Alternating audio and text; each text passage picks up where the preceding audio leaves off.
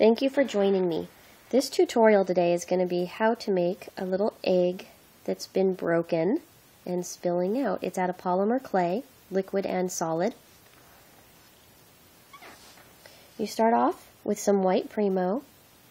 I find that it's a truer blue-based white, where the Sculpey is a yellowed white, and the Primo also has good elasticity after it bakes, so it's a little bit less likely to break. And the eggshell itself is very thin, so it can be torn, ripped, or crushed if it's not treated with a little bit of respect. After conditioning your white clay, go ahead and roll it through your pasta roller or use a clay roller, and you want it pretty thin, so that way at least it actually looks like an eggshell. I have an Atlas pasta roller, and I rolled mine out on a number 4 at the smallest setting. After you do that, you want to lay it on a white sheet of paper. After laying it on a white sheet of paper, you can put a little cornstarch on the top. I put it only on the top, not on the bottom. This will keep it from sticking to your fingers. This is 3/4 of an inch round cutter. I cut myself a little piece out. And from here, what we do is take a small marble. Here's my small marble, and I'm going to start smoothing the piece of clay on. I just kind of work from the center down, and once you actually start smoothing it, you'll be able to twist it in your fingers to get it smooth all the way around, so it looks like a little bowl around your marble. From here, you want to put some white paper in your baking tray, and you could just go ahead and cook it like that for the allotted baking time. Now, when you're finished baking it, you want it to be warm to the touch, not cold. If you wait till it gets absolutely cold, it may crack when you take it off. Now here, you go ahead and you pull the bowl off the glass. I find it best if I use the side of my fingernail. Oh, that one was one that wasn't baked. Here we go. So I just start sliding my fingernail around the side until it pops off. So for here, this is your eggshell. Now in order to get the jagged edges,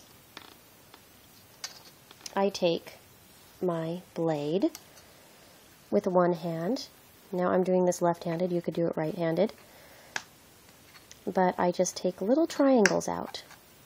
I like to vary the angles of the triangles. So some are deeper, some are more narrow, just so it isn't a perfect little teeth edge. So once you actually go all the way around, you'll have a little broken eggshell. I have a few here. From here, I grab my baking tray. And there, you can see better. And that is, I take the paper off. So you have no more paper in your baking tray. Try to make sure you don't have too much cornstarch left on your hands. Now, this is a mixture that is the Sunshine from Primo and the orange. I did about 2/3 yellow to 1/3 orange. And so once that is all nice and conditioned up, go ahead and roll it into a ball. Now, these balls are about 3 millimeters thick. I turn my eggshell onto its side with one hand, and I gently squash the ball with the other. I actually cook it like this, so that way the eggshell stands up. If you don't cook it, the eggshell won't stand up in the oven when you are doing the egg white part, and it ends up looking kind of messy and sloppy. So you bake this. Once you've finished baking it, you will have a little eggshell and a little yolk. The eggshell will be standing on its end. From here, I take my Fimo Deco Gel. Now this, I literally, oops, sorry little guy.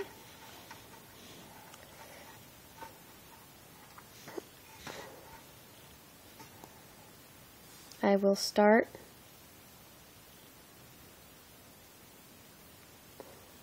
I usually pour it on the yolk itself first. You could kind of move it around with the tip, or a Q-tip, not a Q-tip, a toothpick. Sorry there. Now, the Fimo Deco Gel actually really wants to round out. So if you don't want it to be completely round, you will want to move the liquid out in a few different directions. And from here, you'll cook it again. Now, once you cook it again, it will come out nice and clear, and the eggshell will be standing up because of baking it with that yolk that first place. Now from here, I will take a little bit of a glossy glaze. I'm using the very, very, very last here bottle of my old Sculpey Gloss Glaze. I wanted to show you the difference between the old and the new, because if enough of you actually see this video and see the difference between the new Sculpey Gloss Glaze and the old, maybe you could contact the company and request they switch back to the old formula. They've done a new formula that I really don't like. Anyhow, so what I do is once I'm done, to make the egg look wet, I take my glossy glaze and paint it on.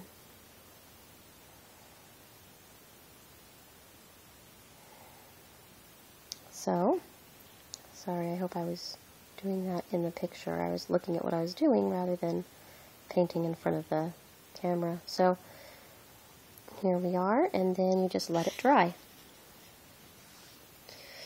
I've been asked many, many times about how I actually get my metal inside my pieces, because I always cook my pieces first and add the metal later.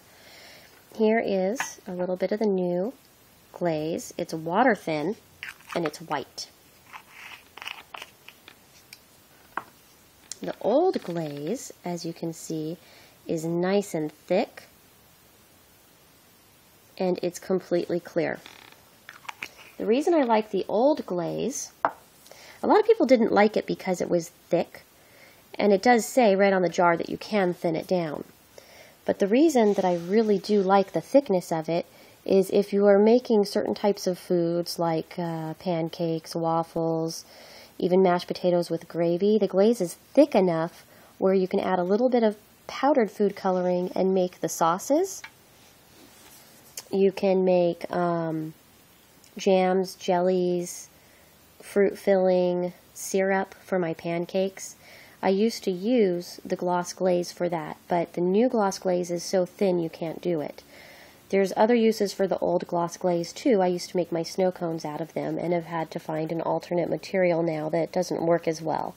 So, if you're seeing this video and you like this glaze, which is no longer available, please contact, let's see, who makes them? I believe it's Polyform. I contacted them before and they just, yep, it's Polyform, sorry. It's Polyform Products, and they remade the formula, which is now white instead of the clear here that you see. So if you would like this product in the future, please contact them to know that there's an interest in it, and maybe they'll re-release it under a different name. In the meantime, I hope that you liked this tutorial. I did want to show you one more quick thing about how I make my holes in my food, because that's always a question that I have, since people see that I make my food whole.